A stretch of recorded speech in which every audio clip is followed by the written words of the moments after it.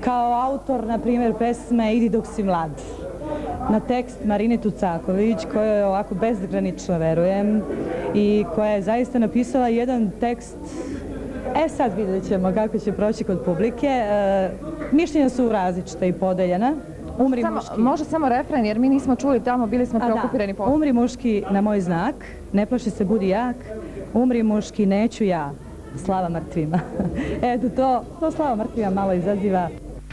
Ovdje su, izgleda da se festivali ponovo vraćaju u modu, je li tako? Pa mi se trudimo da vratimo ugled festivalima. Festival nije problem, napraviti festival nije toliki problem koliko je problematično da to bude pravi festival. Moram da primetim da ste promenili imidž, da lepo izgledate i da ste nam se ponovo vratili ovdje u Saveznu Republiku Jugoslavu.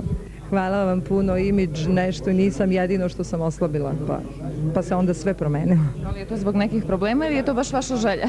Pa namerno, morala sam da oslabim, jer stvarno je bilo, opustila sam se malo dok sam živjela van Jugoslavije i onda je to ipak bilo mnogo i onda dijete i tako.